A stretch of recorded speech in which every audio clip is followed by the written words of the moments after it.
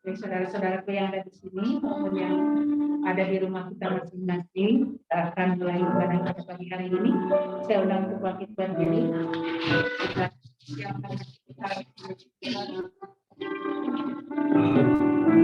berbegitu rindu sungai dia Tuhan, karena kami merindukan Engkau.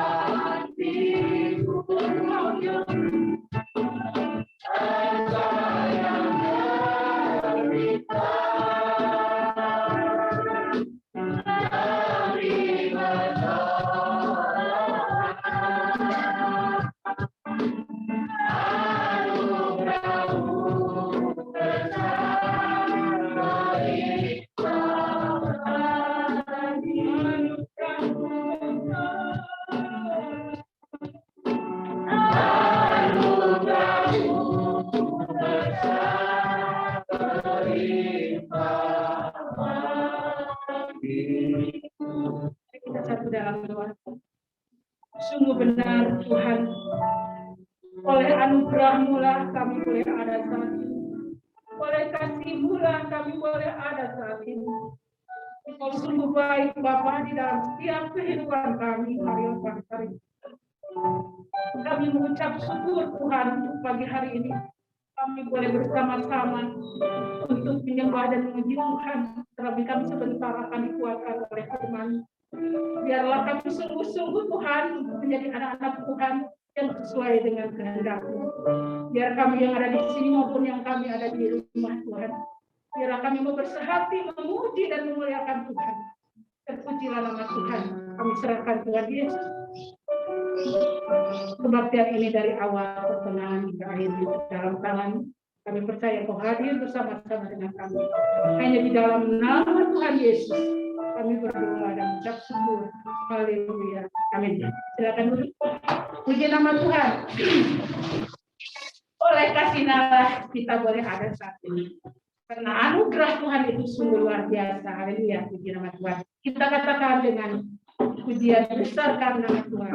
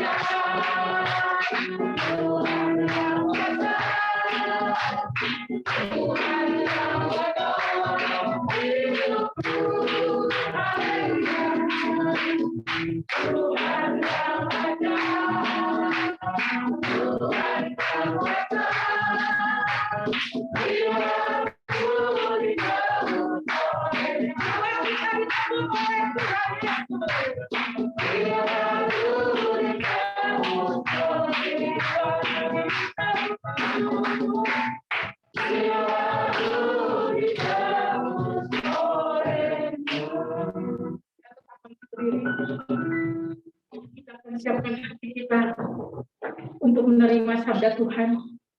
Mari saudara, kita buka hati kita untuk menerima sabda Tuhan.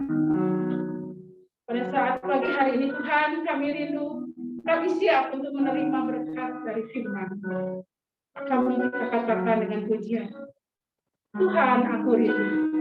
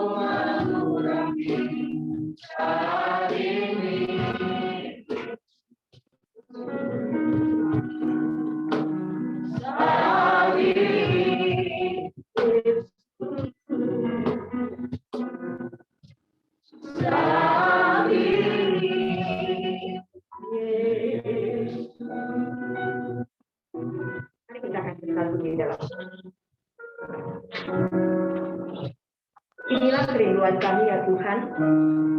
Engkau mengurapi kami, memenuhi kami dengan Roh-Mu yang kudus. Sehingga ketika kami menerima benih kebenaran firman-Mu, hati kami seperti tanah yang gembur, yang siap ditaburi dengan benih firman-Mu, sehingga benih itu boleh tumbuh di dalam hidup kami, berbuah bagi kemuliaan-Mu. Tuhan, secara pribadi hamba memohon belas kasihan-Mu. Kiranya Engkau sendiri yang memampukan hamba dalam keterbatasan dan ketidakmampuan hamba. Hamba menyadari pengetahuan hamba kurang untuk mengetahui kasih kebesaran-Mu, kemahakuasaan-Mu. Tetapi biarlah Tuhan sendiri melalui Roh-Mu yang kudus mengurapi kami, memenuhi kami, sehingga kami boleh bersama-sama belajar tentang kasih-Mu yang abadi, kasih-Mu yang kekal, kasih-Mu yang tidak berkali-kali. Terima kasih Tuhan. Di dalam nama Tuhan Yesus kami berdoa dan bersyukur. Amin. Silakan duduk Bapak Ibu Saudara Tuhan. Bersyukur kalau hari ini kita boleh bersama-sama hadir di tempat ini dengan kondisi sehat, tanpa kekurangan apapun. Dan saya percaya Bapak Ibu Saudara yang ada di rumah pun demikian. Menikmati kasih kemurahan Tuhan yang tidak pernah lepas dalam hidup kita. Bapak Ibu Saudara Tuhan, hari ini kita boleh memasuki hari yang kedua bulan September. Tidak terasa, ya. Pertengahan bulan, di bulan yang ke-10 ini kita sudah sepakati bersama. Dan kita akan memasuki hari-hari yang baru. Kita percaya kekuatan Tuhanlah yang memampukan kita. Belas kasihan Tuhan yang memampukan kita. Bapak Ibu saudara Tuhan, hari ini kita akan belajar bersama tentang hati yang berbelas kasihan. Bapak Ibu saudara Tuhan, kita terlebih dahulu akan membuka Alkitab kita di dalam Matius. Saya sudah taruh di slide. Matius 14 ayat 13 sampai 21.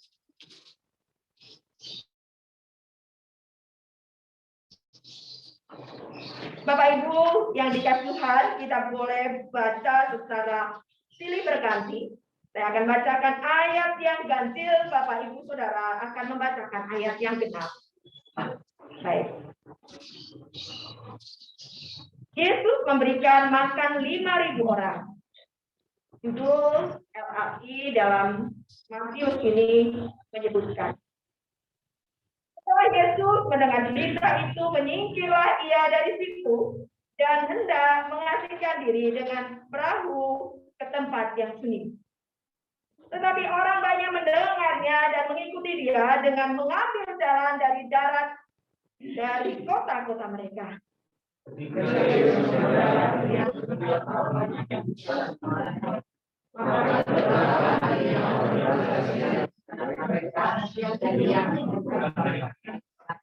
Menjelang malam, murid-muridnya datang kepadanya dan berkata, tempat ini sunyi dan hari sudah mulai malam. Suruhlah orang banyak itu pergi supaya mereka dapat membeli makanan di desa-desa.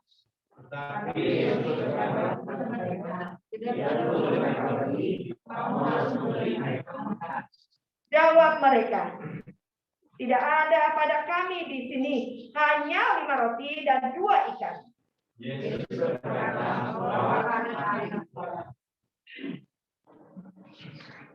Lalu disuruhnya orang banyak itu duduk di rumput, dan setelah diambilnya 5 roti dan 2 ikan itu, Yesus menghadap ke langit dan mengucapkan berkat, lalu memecah-mecahkan roti itu dan memberikannya kepada murid-muridnya.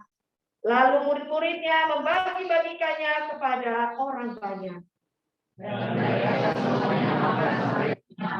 Kemudian orang mengumpulkan potongan roti yang sisa 12. Ayat 21 kita akan baca bersama-sama. Yang ikut makan kira-kira 5.000 laki-laki, tidak termasuk perempuan dan anak. Bapak Ibu saudara Tuhan, belas kasihan adalah topik yang banyak sekali dibicarakan di dalam firman Tuhan. Ada sekitar 250 kali lebih di dalam Alkitab disebutkan kata belas kasihan. Dan mungkin memakai bahasa lain juga ada banyak. Karena dalam bahasa Ibrani, belas kasihan seringkali diterjemahkan dalam bahasa Indonesia itu rahmat, kemurahan hati, atau kata yang lain yang sama adalah kasih setia. Jadi banyak sekali disebutkan topik ini dalam Alkitab. Bapak Ibu saudara Tuhan, belas kasihan Allah sudah terjadi di masa lampau di dalam perjanjian lama. Kalau kita melihat perjalanan bangsa Israel, hidup mereka jauh dari Allah, tetapi selalu mendapatkan belas kasihan Allah. Ketika mereka tidak taat, kembali mereka bertobat, Tuhan, Allah selalu memberikan belas kasihan pengampunan kepada mereka. Dan itu berulang-ulang. Dan sampai saat ini pun belas kasihan Allah masih terjadi. Bapak Ibu Saudara kasih Tuhan, dalam setiap pelayanannya, Yesus selalu digerakkan oleh hatinya oleh belas kasihan. Di dalam pasal yang ke-9 sebelumnya juga dituliskan bagaimana Yesus tergerak oleh belas kasihan oleh karena banyak orang datang kepada dia. Apa yang membuat Yesus belas kasihan? Karena Yesus tahu mereka itu seperti orang susah, orang lemah yang tidak dikembalakan, dikembalakan. Mereka seperti orang lemah, terlantar seperti domba yang tidak dikembalakan. Dan ada hal-hal lain yang Tuhan tuliskan. Memberi makan 5.000 orang ditulis dalam, selain di dalam Matius, juga ditulis di dalam Markus. Ya, kalau Bapak Ibu lihat Injil Sinoptis itu menceritakan, pasti ada yang menceritakan hal-hal yang sudah ditulis di dalam Matius, kemudian tulis di Markus, ada juga yang di Lukas. Tapi untuk kejadian memberi makan 5.000 orang itu ditulis di dalam Yohanes, di dalam Markus ya, di Markus 6. Bapak Ibu saudara Tuhan, belas kasihan Yesus disebut dengan compassion. Artinya bukan sekedar aduh kasihan ya, seperti itu. Bukan seperti itu. Sering saya katakan gini ya, kasihan ya orang itu. Itu bukan compassion, bukan belas kasihan. Itu hanya menyatakan bahwa kita kasihan kepada orang itu. Tetapi yang dimaksud di dalam ayat ini adalah compassion itu ada ikut merasakan. Bukan hanya simpati, tapi juga empati. Bapak Ibu, kalau kita lihat dalam Kamus Besar Bahasa Indonesia, empati dan simpati itu beda. Simpati itu hanya suka menyukai gitu, kasihan, mengasihi gitu. Tapi kalau empati itu bisa merasakan apa yang dia orang lain rasakan dan kemudian kita ambil bagian di dalamnya. Itu empati. Nah, itu yang dilakukan Yesus. Bukan hanya merasakan kasihan di dalam hatinya, tetapi ia melakukan sesuatu sebagai satu action. Bapak Ibu saudara Tuhan, dalam perikop ini dikatakan bahwa Yesus ingin mengasingkan diri. Dia ingin mengasingkan diri di tempat yang sepi karena saat itu selain dia kehilangan saudara, karena saat itu kejadiannya setelah Yohanes Pembaptis dibunuh oleh Herodes. Yesus saat itu mendengar bagaimana kebencian Herodes terhadap Yesus. Maka Yesus ingin menyingkirkan diri. Selain Yesus juga merasakan ingin dia mengasingkan diri karena keadaan mungkin dia juga lebih. Karena banyak orang yang datang dan pergi untuk dia layani. Yesus ingin mengasingkan diri ke tempat yang sunyi, sepi. Kemudian dia berangkat bersama muridnya keluar wilayah Herodes. Tetapi ketika dia bertolak, dia memakai perahu. Ya, dia apa yang dia rancangkan, dia kerjakan, dilihat orang, dan mereka kemudian mengikuti Yesus. Ya, mereka mengikuti Yesus. Dan mereka mengikuti Yesus dari jalan darat dikatakan. Dari kota-kotanya. Sungguh nama Yesus itu termasyhur. Semua orang mengetahui siapa Yesus karena Yesus bisa melakukan banyak mukjizat. Karena itulah, kemanapun Yesus pergi, orang-orang selalu ingin mengikuti dia dan hadir. Dan orang-orang yang ingin ketemu Yesus itu berbagai macam motivasinya. Ya. Orang yang datang itu adalah orang-orang yang saat itu ingin bertemu Yesus. Mereka memiliki motivasi yang berbeda tentunya.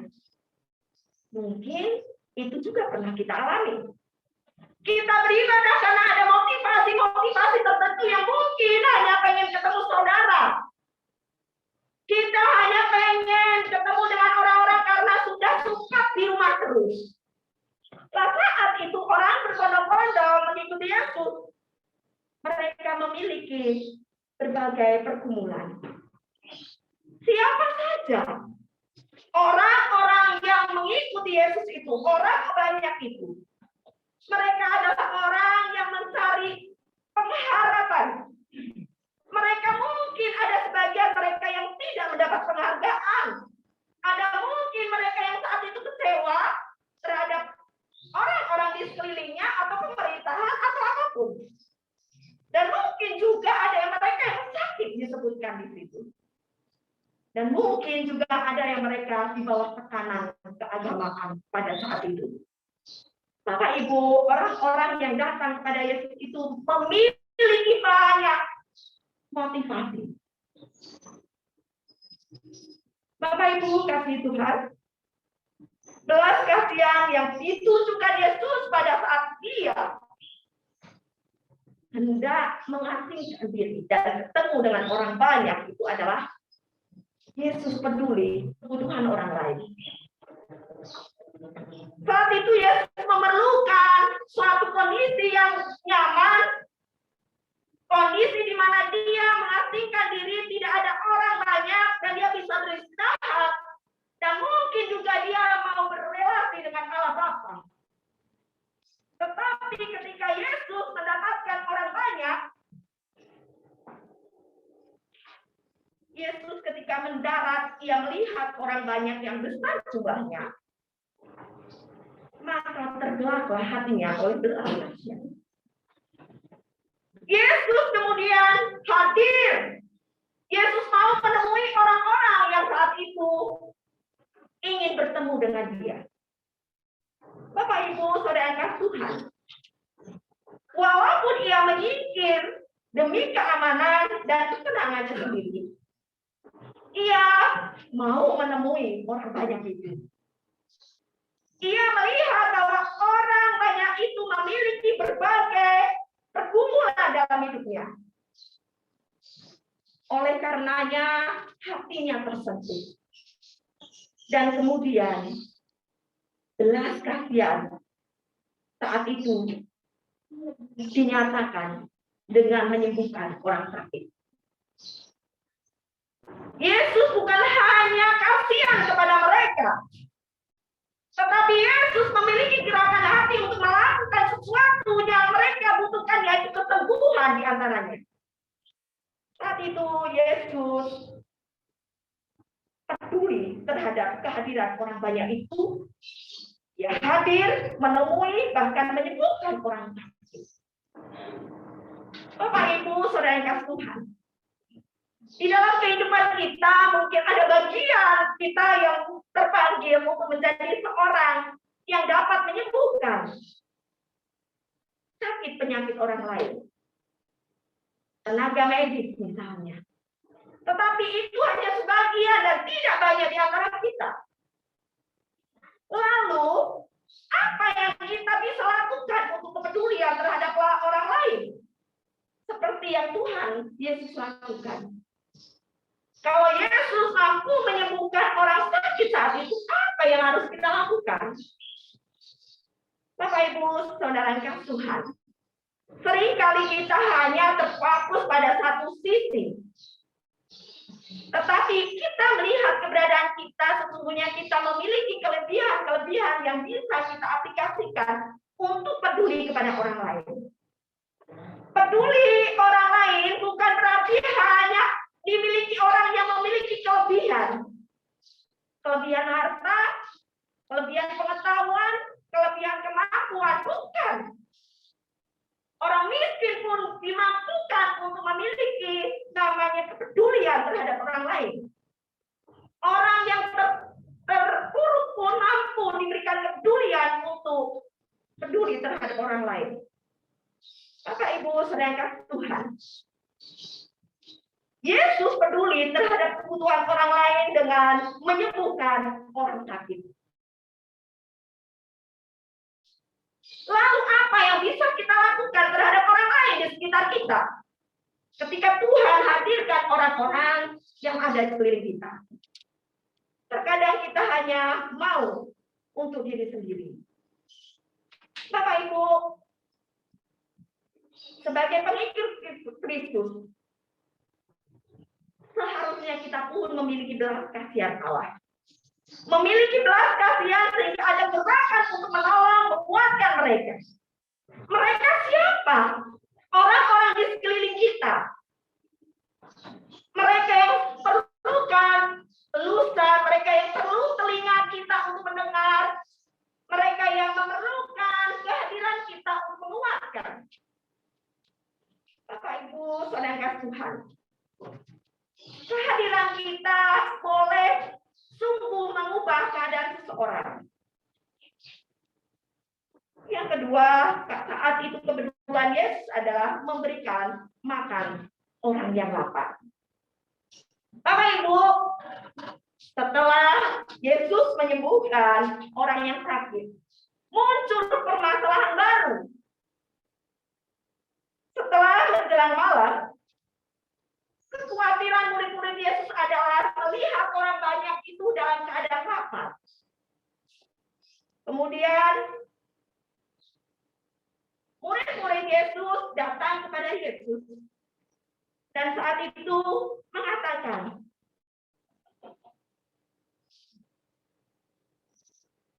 tempat ini sunyi dan hari sudah mulai malam. Suruhlah orang banyak itu pergi supaya mereka dapat membeli makanan di desa-desa. Bapak Ibu yang dikasihi Tuhan, apa yang disampaikan murid Tuhan Yesus itu adalah suatu spontanitas yang natural. Mungkin juga bisa kita lakukan ketika kita menghadapi situasi yang sama. Udahlah, pulang aja. Ya, nggak mampu, kita nggak kuat. Sehari 2 hari, oke.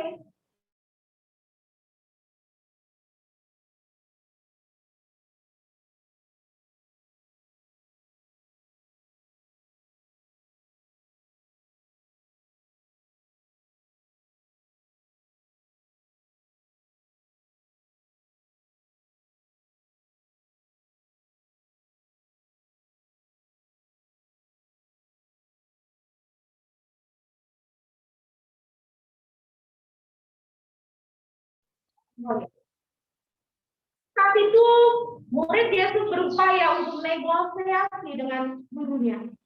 Guru suruh mereka pulang lah. Biar mereka nanti di tengah jalan jalan sendiri-sendiri. Ya. Tetapi Yesus berkata kepada mereka, tidak perlu mereka pergi. Kamu harus memberi mereka makan. Kenapa bukan aku akan memberi makan? Kenapa jawaban Yesus tidak bilang gini ya? Tidak perlu mereka pergi. Aku akan memberi makan. Kenapa? Yesus ingin menyampaikan kepada murid-muridnya bahwa orang banyak itu tidak perlu pergi. Dan kita harus bertanggung jawab di dalamnya. Bapak Ibu saudara Tuhan, mungkin itu menjadi beban tersendiri bagi murid Tuhan Yesus ketika saya melihat gambarnya. Ya. Berupaya untuk menegosiasi. Ya. Tetapi Tuhan Yesus ingin memberikan makan saat itu kepada orang banyak itu. Yesus bukan hanya mengajarkan bagaimana murid-murid Tuhan Yesus itu peduli terhadap makanan mereka. Tetapi Yesus ingin mengajarkan kepada murid-muridnya bagaimana murid-muridnya bertanggung jawab terhadap orang-orang yang di bawah otoritasnya. Ini mengenai bagaimana bertanggung jawab di dalam satu pelayanan. Yesus bukan hanya membicarakan soal makanan gitu. menjadi hal yang penting bagi orang banyak itu. Tetapi Yesus juga ingin mengajarkan murid-muridnya bahwa belas kasihan itu berkaitan juga dengan tanggung jawab terhadap orang lain yang ada di sekelilingnya. Bapak Ibu yang dikasih Tuhan, Yesus seorang pribadi, guru yang perlu kita teladani.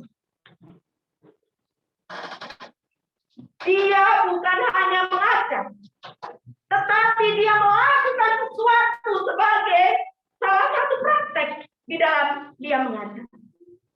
Yesus bukan hanya beri mereka makan, kamu yang harus memberi makan. Tetapi pada akhirnya yang mengeksekusi semuanya adalah Yesus. Ketika terjadi percakapan, mungkin juga saat itu kekesalan ada di dalam murid Yesus. Ada berapa yang ada padamu ya dalam bahasa ya.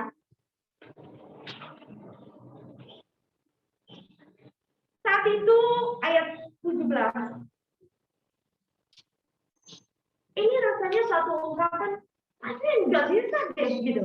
Makanya ayat 17 dia langsung Tuhan Yesus katakan, "Ya mereka, yang ada pada kami di sini hanya 5 roti dan 2 ikan." Ini bentuk satu ungkapan bahwa saat itu murid Tuhan Yesus dalam keterbatasan. Ya. Yesus berkata, "Bawalah kemari." Belas kasihan Yesus, dia ungkapkan kemudian dia melakukan suatu tindakan. Memang pertama kali dilontarkan kepada murid-muridnya, kamu harus yang memberi makan. Tetapi pada titik terakhir, Yesus, ada yang ada pada kamu, bawa ke sini. Bawa kemari kepadaku. Lalu disuruhnya orang banyak itu duduk di rumput. Bapak Ibu saudara Tuhan, belas kasih bukan hanya dibicarakan, tetapi bagaimana kita juga bisa melakukan dalam kehidupan kita sehari-hari dengan tanggung jawab kita. Belas kasihan tidak selalu melulu dengan memberi materi, tetapi kita berusaha bertanggung jawab terhadap apa yang seharusnya kita lakukan. Itu adalah belas kasih. Bapak Ibu saudara Tuhan, kadang kita salah memahami arti belas kasih. Oh, belas kasihan aku harus memberi dia per bulan. Mendidik dia untuk dapat berjuang hidup itu pun belas kasih. Yesus mau mengajarkan saat itu kepada murid-muridnya. Bapak Ibu saudara Tuhan, Tuhan Yesus melakukan mujizat 5 roti dan 2 ikan. Itu bukan hanya sekedar dia melakukan mujizat agar orang-orang di sekelilingnya tahu bahwa dia Tuhan berkuasa, tetapi mengajarkan bagaimana di dalam hidup kita bertanggung jawab terhadap orang-orang di sekeliling. Bapak Ibu saudara Tuhan,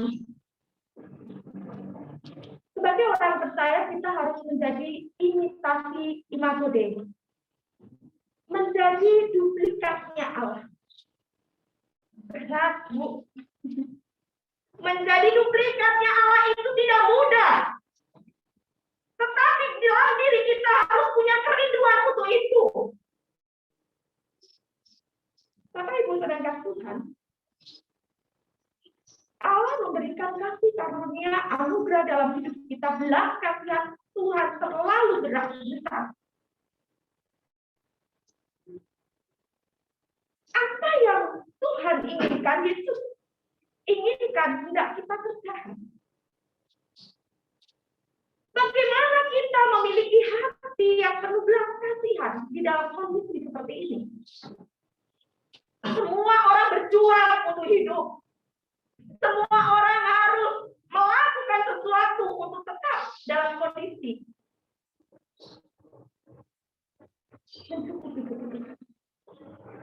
Yang pertama adalah Bapak Ibu kita belajar jangan egois. Orang yang egois akan mementingkan peduli terhadap keberadaan, tidak mempedulikan keberadaan orang lain. Fokusnya hanya pada diri sendiri. Yesus tidak egois ketika dia ingin mengasingkan diri, dia ingin juga beristirahat. Ketika ada orang datang, dia menghadiri,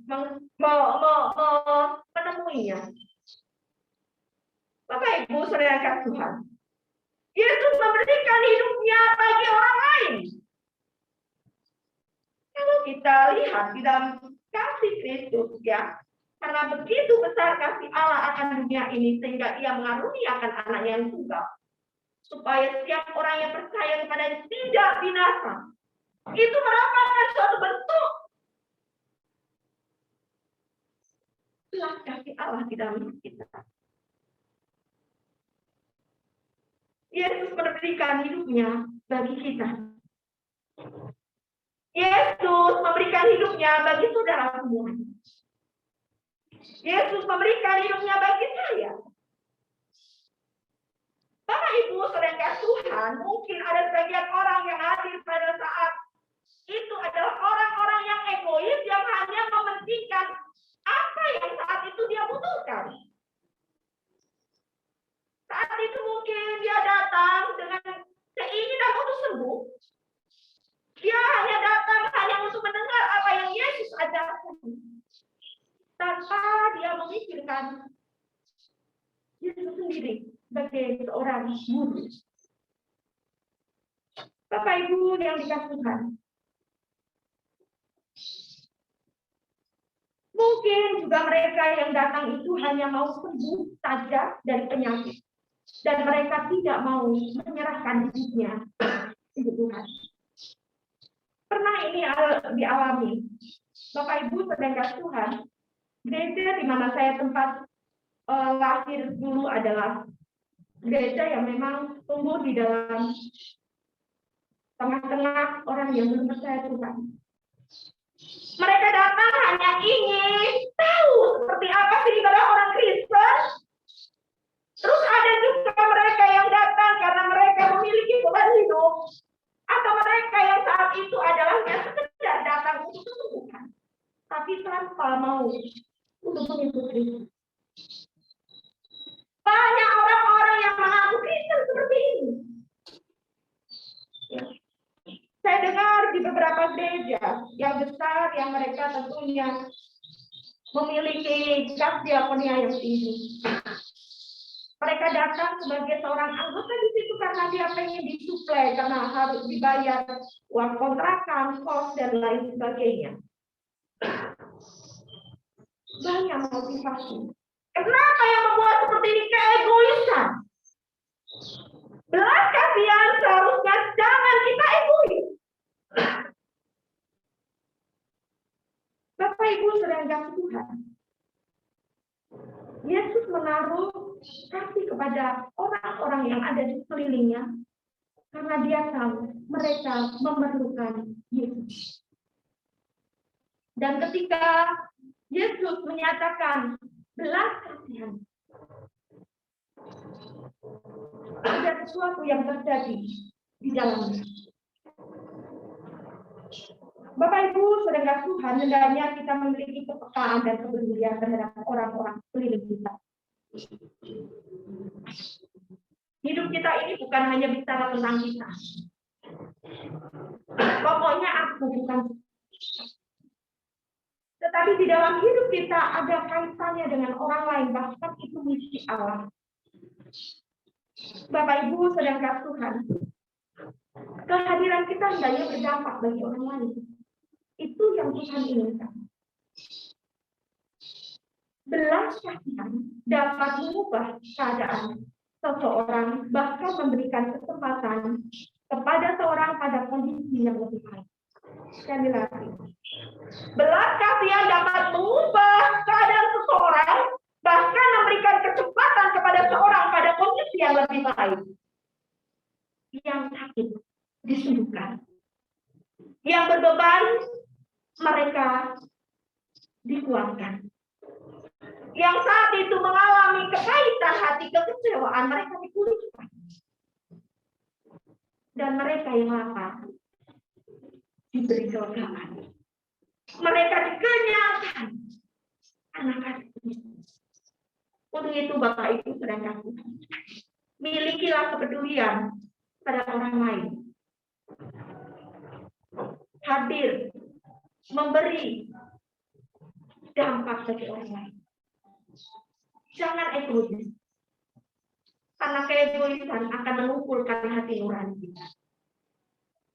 Percayalah, belas kasihan dapat mengubah keadaan seseorang, bahkan memberi kesempatan kepada kondisi yang lebih baik. Dan itu yang dilakukan oleh Yesus Kristus dalam hidup kita. Tuhan memberkati kita semuanya.